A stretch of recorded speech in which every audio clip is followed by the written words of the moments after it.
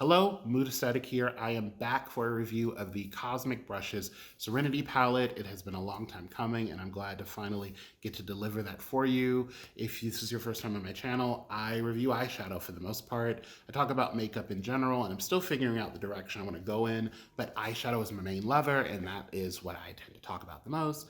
And we are going to discuss this palette here, as well as the look that I did with the palette and how I achieve that. There'll be swatches, there'll be a tutorial, hence, how I achieve that, and a summation of my thoughts. I first heard about Cosmic Brushes, I wanna say last year. I saw some ads, I think, and I saw the swatches of the Royal Rose palette.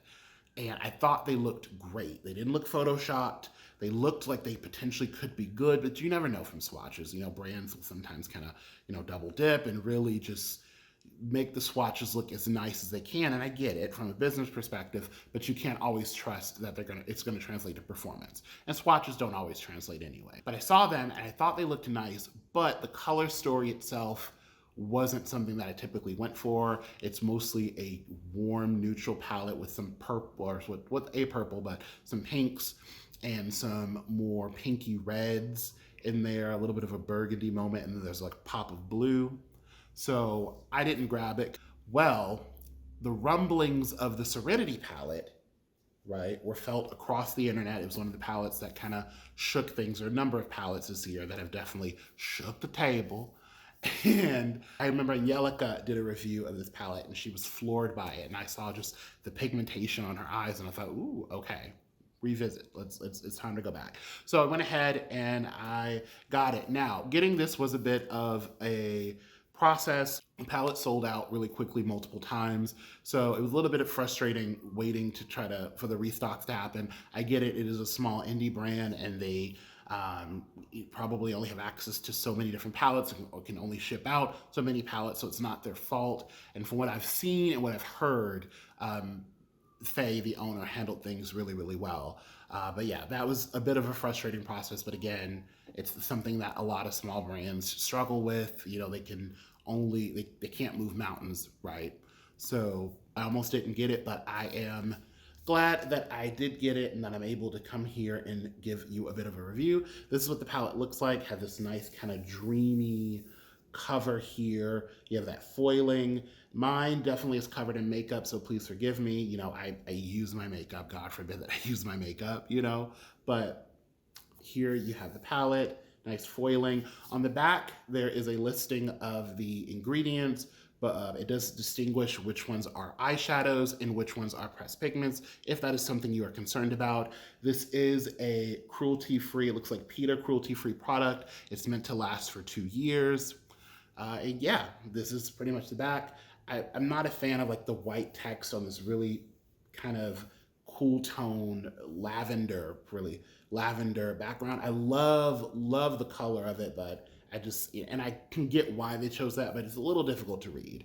But otherwise, yeah. So getting into the actual palette, so you get 20 shades, and it's mostly a mix of cool tone greens, blues, purples with a pop of peach, and you do get some shimmers, 1, 2, 3, 4, 5, 6. So you get 6 shimmers and 14 mattes, so it's a matte heavy palette, which I do prefer. You do get a couple different options with the greens. For example, you get more of a cool tone, more primary green with this blend out shade. You have this olive option here. You have this nice chartreuse that I have hit pan on, just to give you an idea there.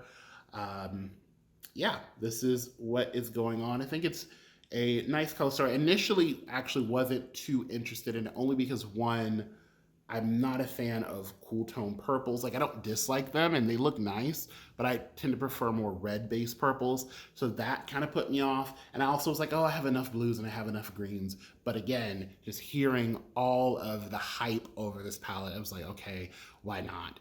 It retails for 20 pounds, which comes to about $22.50 in US dollars, which is not a bad deal at all for 20 shadows. However, there is about like $13, $14 in shipping, at least shipping to the States. I don't know if that's across I think that's a flat fee international. So yeah, if you're getting the palette outside of the UK, because this is a UK based brand, you will be looking at that additional $14, I believe. So that brings this palette closer to 40 bucks. Again, it's not the brand's fault. A lot of smaller brands, or most small brands, aren't moving the kind of units that something like Beauty Bay is doing, where they can afford to get discounts on shipping. So it's something just to keep in mind. If you see like, oh, it's a $22 palette, you know, but $14 in shipping, it brings it closer to 40 bucks. A little bit about Cosmic Brushes. It is a UK-based brand. From what I read on the website, it was started when Faye was dealing with some medical issues that I believe had her bed bound. And I think she started just getting into little projects here and there. She has it on her website, so if I'm, you know, not accurately retelling certain things, you can read about it. And she decided to kind of make these brushes that I think had these kind of resin handles that had glitter inside of them, and so hence Cosmic Brushes. And so initially they just sold brushes. I do believe they also sell a couple other things. They have the brushes and the eyeshadow palettes, but I'm not 100% sure. And then last year they released the Royal Rose, which was the first palette that I had seen from them. But yeah, I do own the Royal Rose now as well. And yeah, it's also supposed to be a woman of color owned brand. For this review, we're going to get into swatches. I did a video on some swatches, and then we're going to do a tutorial for this here. I just was feeling very punky, very just rebellious, you know, definitely not a poser at all. I do have a little bit of a goth heart. I was told I have more of an emo heart. It's probably fair. I don't always show it outwardly, and I appreciate that this is at least tapping into the aura of it, the essence of it, the you know, it's in the vicinity of that kind of gothy heart. I hope you enjoy the swatches and the tutorial, and then afterwards I will do a summation, blah, blah, blah, blah. I will do a summation of my thoughts on the Serenity palette.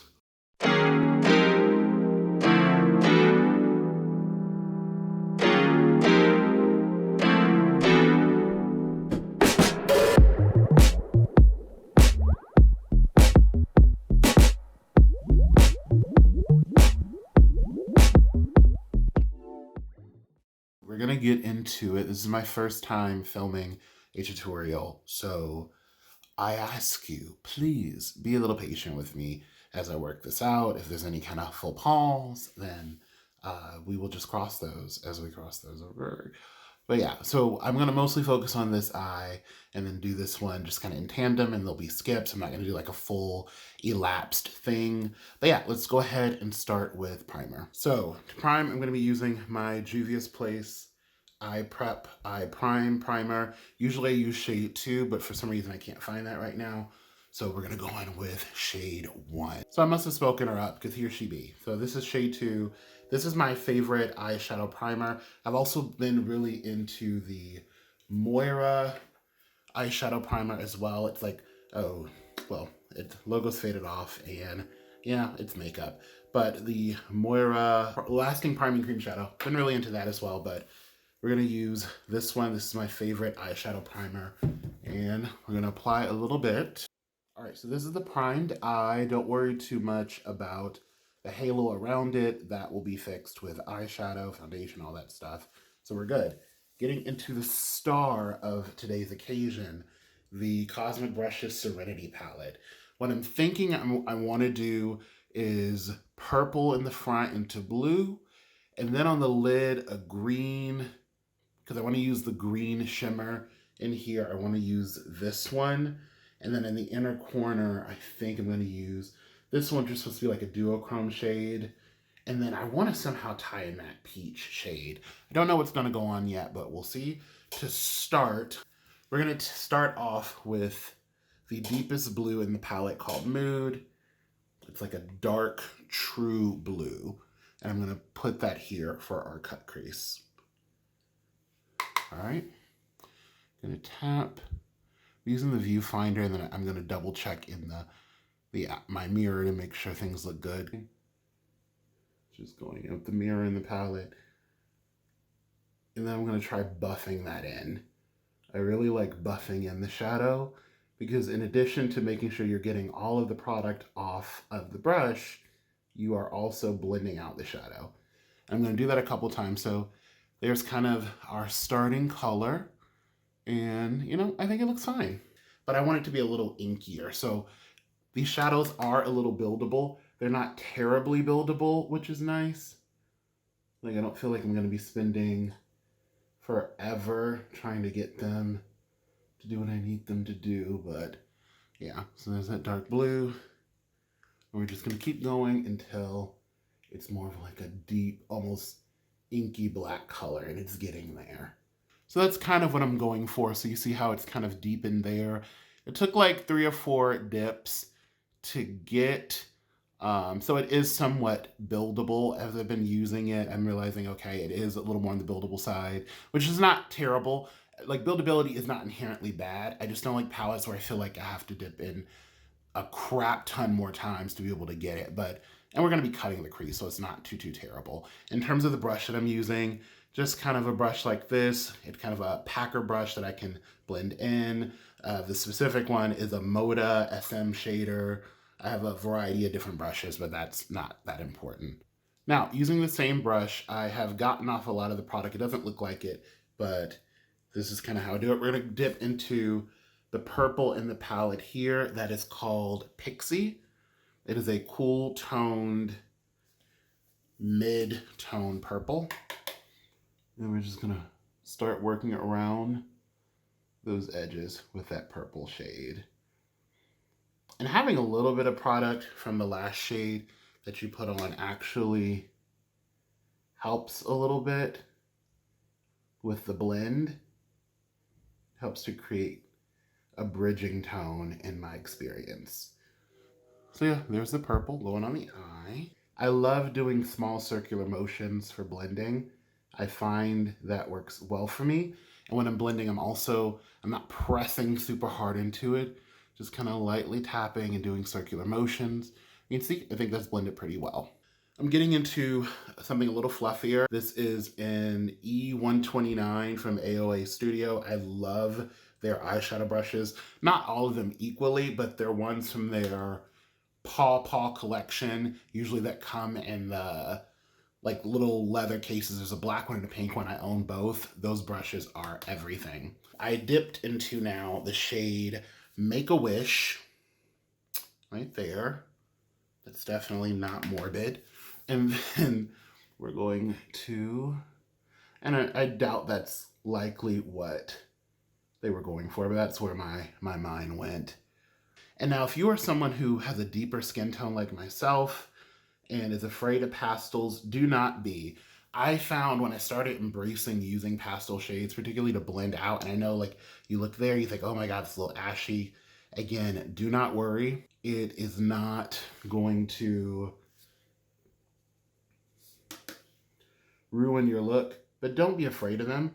They're actually a great way to blend out your shades. I find when I use them, they make the mid-tones stand out that much more.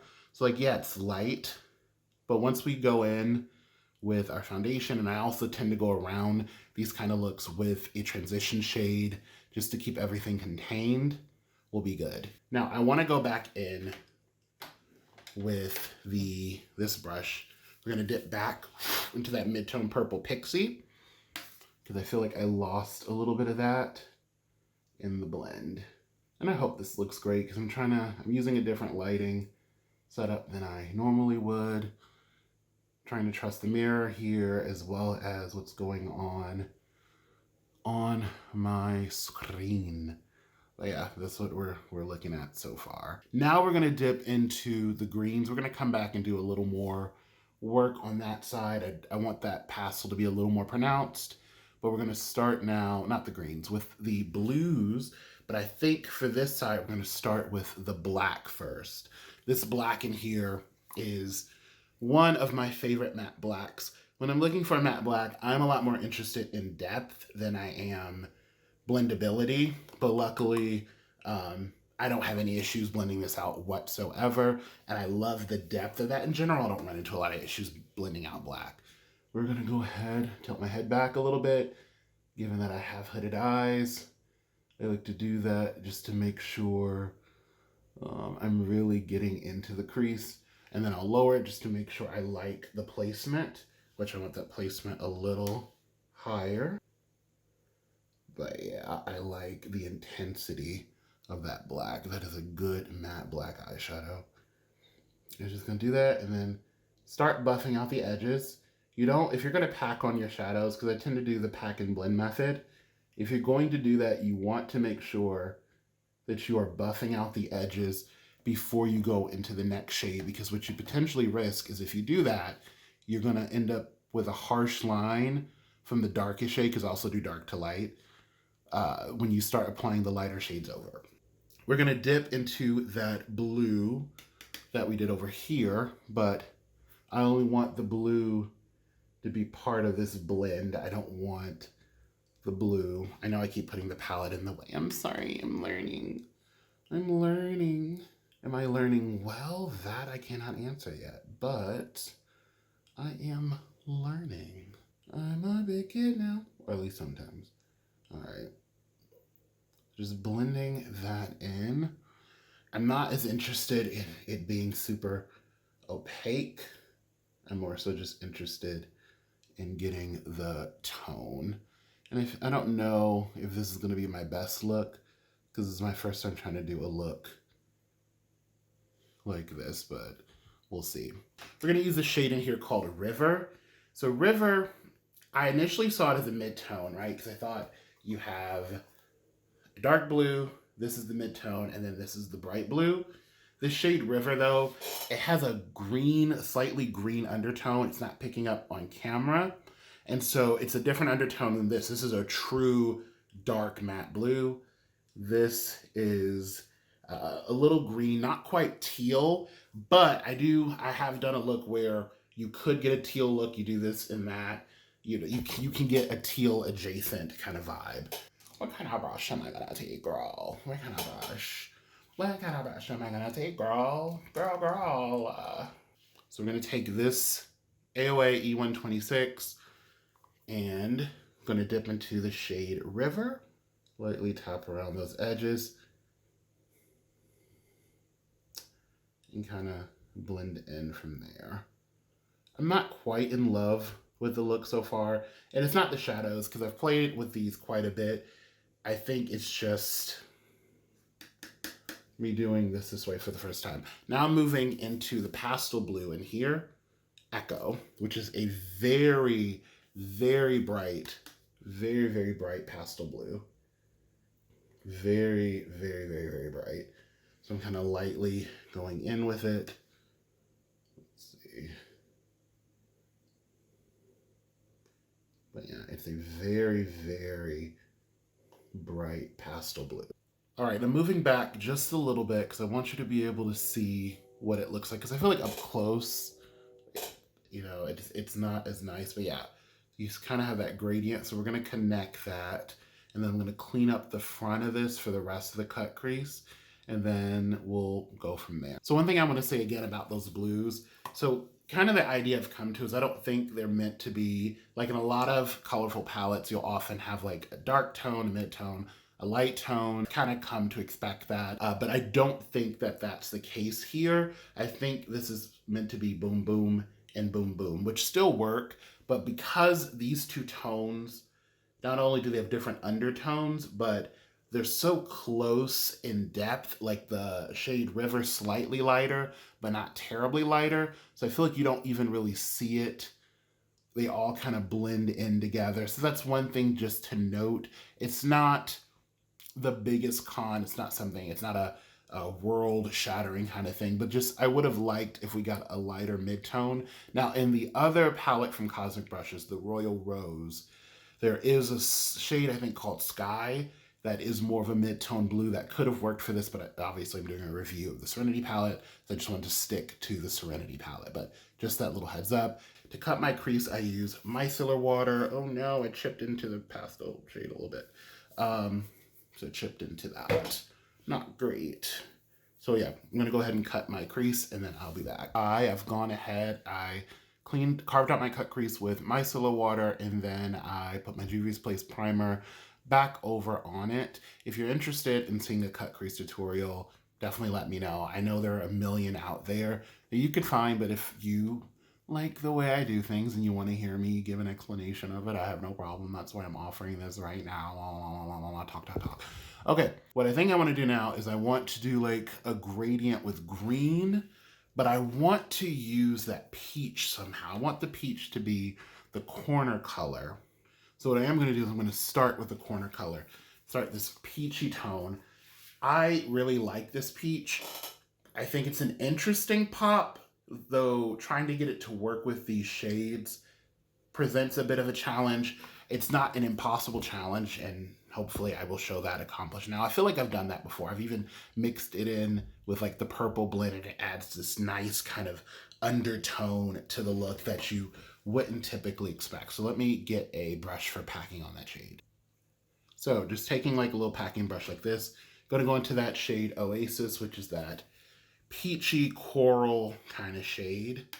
And that's one of the tips with cleaning out your cut crease before you put on whatever you're going to use, whether it's an eye primer or concealer, whatever the case may be. Look how vibrant that, girl. Come on now. Subtlety where? Subtlety does not live here, girl. This is not her residence. You have the wrong address, because no. So just packing on that shade. Now, I do want to use a green shimmer. So what I think I'm going to do, but it's going to look weird.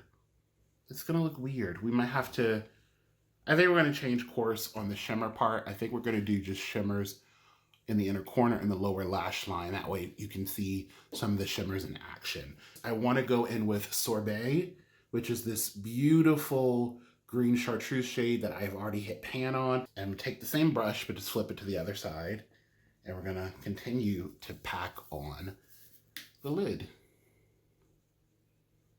And now you might kind of think, based on color theory, that these two might not work together. Because even though it's not necessarily a red, you know, you would think they cancel each other out. But I find typically you can get it to work. You can typically make it work. Normally it doesn't give me any problems. I don't know if it's my brush, but it's looking a little patchy. Normally it doesn't look patchy, so that's why I'm not sure it's the actual shade. It might just be me. Okay, I think that's fine. It looks fine. Scratch that, not patchy. It was briefly, but I think that was user error. Now we're gonna go with this shade, Moss. We're gonna go with this shade. I'm gonna go with that shade Moss. So don't expect that to stand out much. I'm just using that as a means of just transitioning into that black that we are going to deepen up.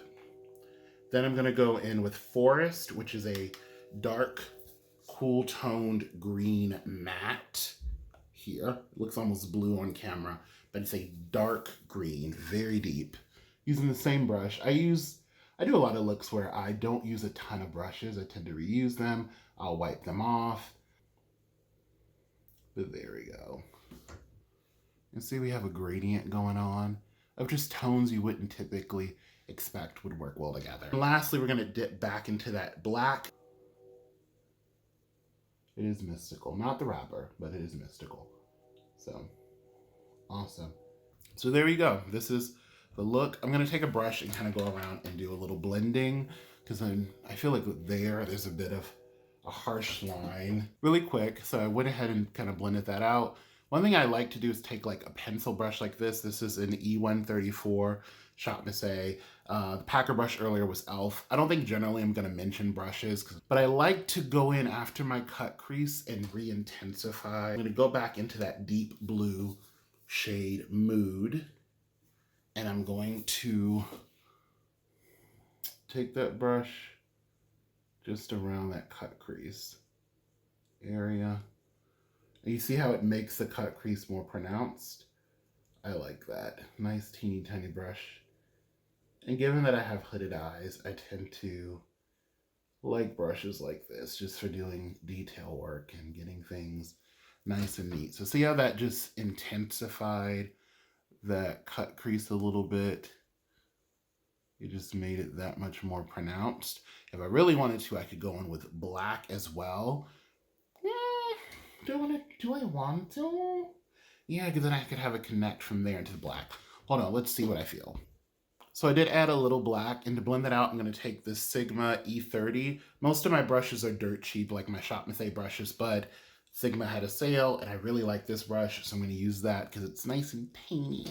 It's so teeny. And we're going to use that.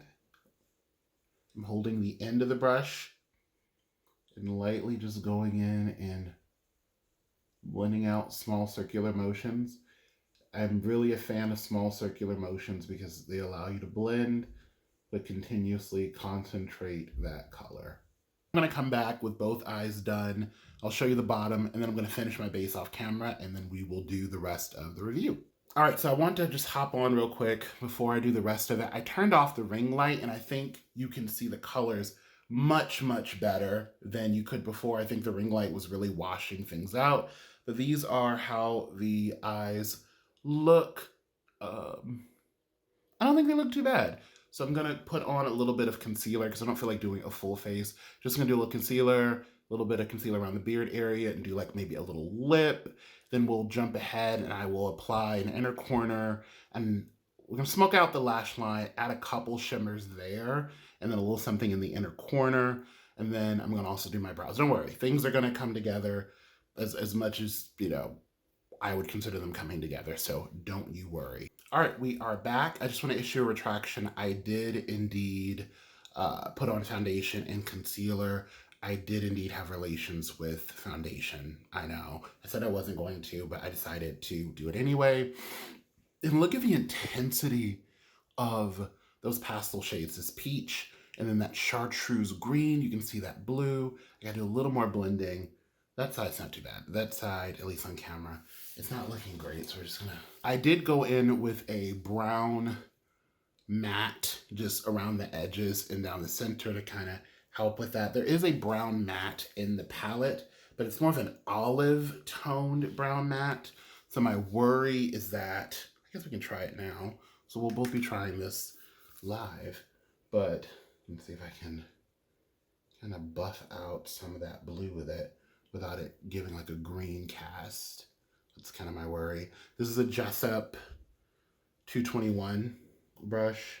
Let's see if we can just use it to clean up some of those edges. I think, does it have a green? I'm trying to see if it has a bit of a green cast. I think a little bit. I don't know if it's super noticeable on camera, so I'm gonna switch back to using just a random brown matte.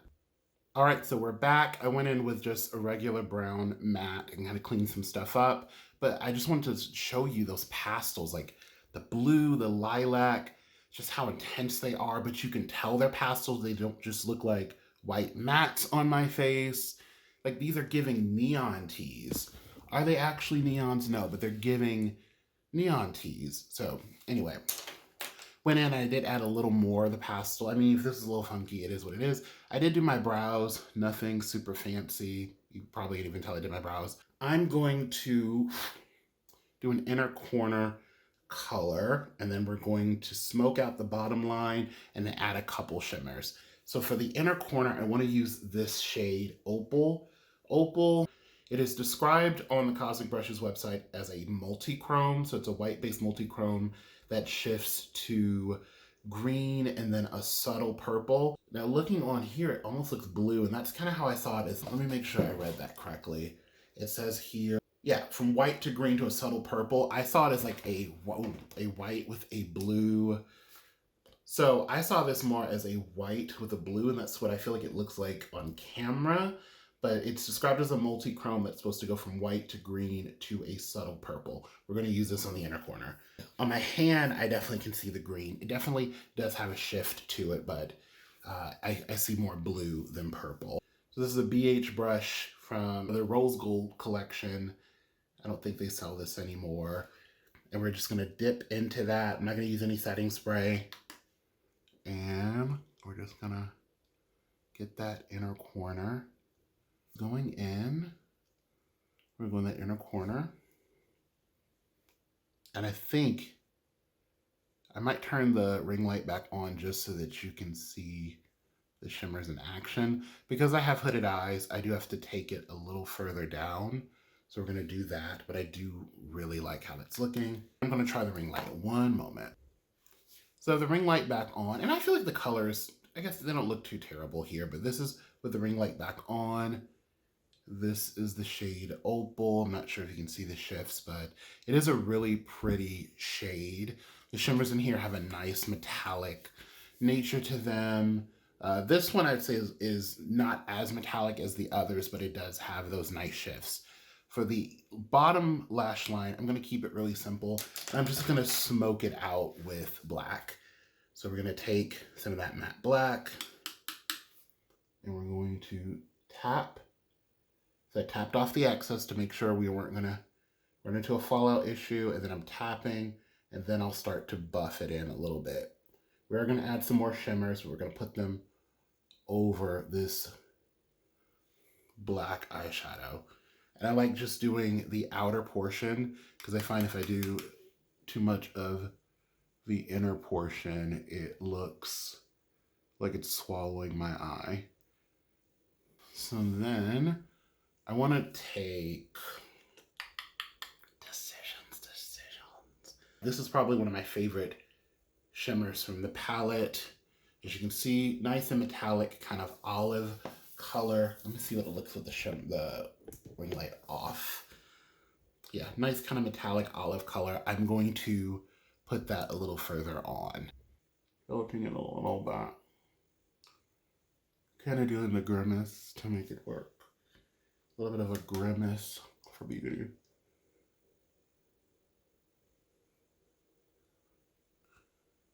I don't know if you can really see it, but there it is on the eye.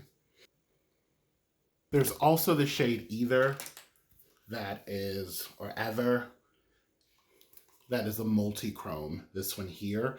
Now, it does say online to apply your shimmers using your finger. Oh, that's beautiful. And I do typically do that, but because of where I'm placing them for precision, I went in with a brush. But typically I do use my finger. But look at that. Oh my goodness. So that is the multi-chrome Either, and then show you Opal again. And again, this is a $22.50, you know, in terms of US dollars palette. And those are some nice, you know, shimmers. They're nice, you know. We're gonna go ahead. I'm going to add some liner, some mascara, debate whether or not I feel like doing lashes, and then either way, we'll go from there and finish off the review. All right, so hopefully that was enjoyable. This is the finished look here. I will have down below a description of everything that I have on my face. If you are interested, it will either be in the description box or a pinned comment. Getting into the formula of the palette, the mattes, I have absolutely no complaints about, which I was like racking my brain trying to think like, okay, are there certain things? I mean, there's some kick up. There is some kick up, but a lot of shadows have kick up. The kick up isn't too terrible. I mean, there is a bit of some staining, but it wasn't anything that I felt like was a deal breaker. But other than that, the mattes are very pigmented, very pigmented. They blend out so easily. They have a nice kind of airbrush finish on the eye. The pastels in here are great, particularly like this blue is one of the brightest pastel blues I have ever worked with. Let's see if I can kind of capture that. Like, it's just bonkers how bright of a blue that is. The chartreuse in here, finding like a good matte chartreuse, and that's what I have on the eye there, can be really difficult, but it's a really great chartreuse. Again, I'm not the biggest fan of the cool tone purples, but that's not a knock against the palette. That's just more my own preference. And they're not bad. I'm just saying I prefer a red base, but these are fine. I use them on the eye today. The black in here is very good. It's a nice, deep black, like actually black, matte black. With these mattes, I had no issues whatsoever blending.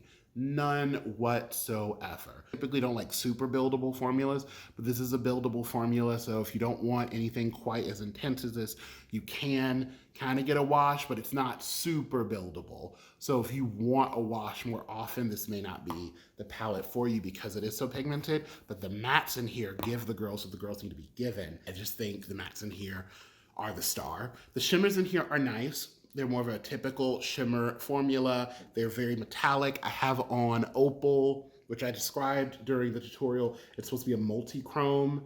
You can kind of see the blue and then it's white there. So you see a little bit of the shift and then either, so it's like purple and then it goes blue. So this is a multi-chrome and that's a duochrome. The shimmers are nice and metallic, especially over a glitter primer, which most shimmers are gonna be improved by that, just with it gripping on. They look super duper nice. I had no issues with any type of additional creasing.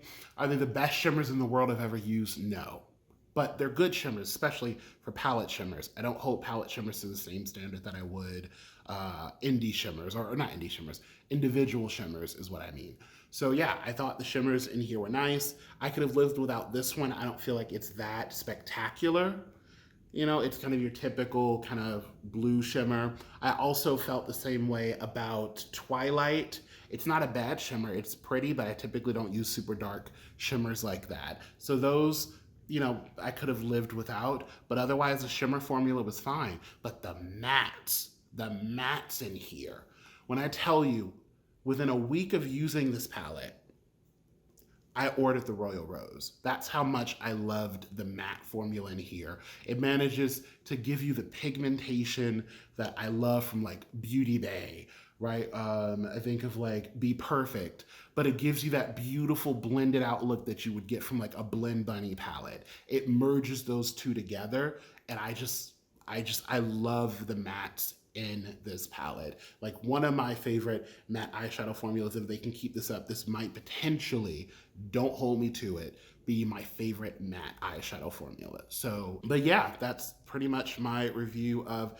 the palette. If this is a color story that speaks to you, if you like a super pigmented palette, I don't think you can go wrong with this. Again, just keep in mind, if you are ordering outside of the UK, the shipping can be a little steep. So what is like a $22 palette, $22.50 US dollar palette becomes closer to $40 in terms of the cost to actually procure the palette. I think the quality in this, there are palettes that are 3 times the amount of this, and the mattes don't perform anywhere near as well. All in all, I think this is a really nice palette. If the color story speaks to you, I don't see you running into any issues. We all have different preferences though, but I love this palette. So hopefully you enjoyed that. Let me know down below kind of any thoughts, any criticisms. Tell me the last time something made you cry laughing. Like it was so funny, like your stomach hurt. It was almost painful to keep laughing because the shit was just that funny.